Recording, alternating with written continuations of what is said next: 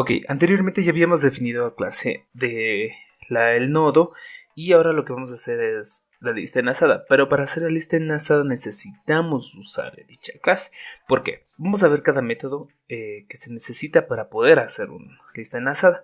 Estos métodos son agregar al principio, agregar al final de la lista, buscar un elemento, eliminar ese elemento. Entonces vamos a hacer estas 4 operaciones dentro de este video, así que vamos. Ok, como ustedes están viendo, nuestra clase de lista enlazada tiene un elemento o un parámetro que es t. Esta t nos define qué tipo de dato es el que nosotros estamos haciendo referencia en nuestra lista enlazada, ya que nosotros podemos tener vector de objetos, podemos tener un tipo de dato entero, podemos tener double, pero usualmente no podemos confundir en tener un string y llenarlo con integer. Entonces esta variable es lo que nosotros nos permite definir, ya que no he visto en algunos videos de unos colegas que han hecho, no he visto realmente la necesidad de que ellos usen, pero sí es muy importante saber de qué se trata la lista enlazada. Entonces, como segundo paso tenemos que se crea una variable p de la clase node. Esto es básicamente porque esta variable va a definir la cabeza, va a definir el cuerpo y la cabeza de una vez de toda nuestra lista. Es como nuestra primera estructura, nuestro primer nodo que se va a crear para nosotros tener nuestra lista enlazada. El siguiente método que nosotros tenemos es agregar al final. Si ven, es un método que tiene un tipo igual, tipo de dato de t, y nosotros podemos hacer una manera muy gráfica de representar el agregar al final. Sería que si este 6 es un nuevo nodo que se crea, agregar al final lo único que sería es que busca la referencia que tiene null. Este no tiene, este sí tiene, la quita la referencia de null. La de la referencia pasa a apuntar al siguiente nodo y la referencia de null se queda en el último nodo. Entonces es así como el método de agregar al final hace que el nodo nuevo se agregue al último. Tenemos de agregar al principio. Esto lo que hace agregar al principio es de la manera contraria al ejercicio. Es decir, ahora agregar al principio, si este 6, por ejemplo, si para que se vea de mejor manera, si es el 3, lo que va a hacer es situarse al principio de la cabecera de P. Va a ser un reemplazo, ya no es esta la cabecera, sino va a pasar acá, y la asignación, la referencia va a apuntar a la siguiente de acá. Entonces es así como nosotros se ha agregado un nodo al principio de la lista.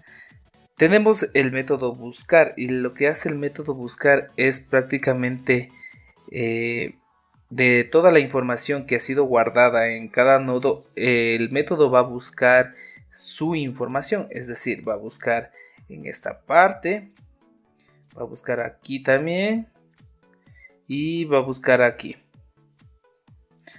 Entonces, si nosotros lo que en el método buscar mandamos un tipo de dato, por ejemplo, mandan el 4, quiero buscar el 4. Entonces el 4 se compara con el 3, el 4 se compara con el 4. Y si ya encontró, obviamente vota un mensaje o pueden hacer que vote el mismo dato. Tienen el otro método llamado eliminar. Lo que hace eliminar es básicamente que si ustedes quieren eliminar un dato, por ejemplo el 4 mismo, lo que va a hacer es igual buscar entre todos los nodos que ya han visto y va, por ejemplo, va a encontrar acá, va a llegar hasta acá y va a decir aquí está el 4. Lo que va a hacer es quitar este nodo, y si ustedes van a ver, lo quita, pero ha dejado de tanto el nodo que estaba anterior a ese y el posterior a ese han dejado de apuntar algo. Esta lista está rota. Entonces lo que se hace mediante algoritmos, como ustedes van a poder ver en el código, lo que se hace es usar variables temporales que nos permitan relacionar esta última asignación con la asignación que ha quedado sin un pertinente unión. Entonces lo que hace es, ahorita de manera gráfica he hecho lo que el código hace en el método de eliminar.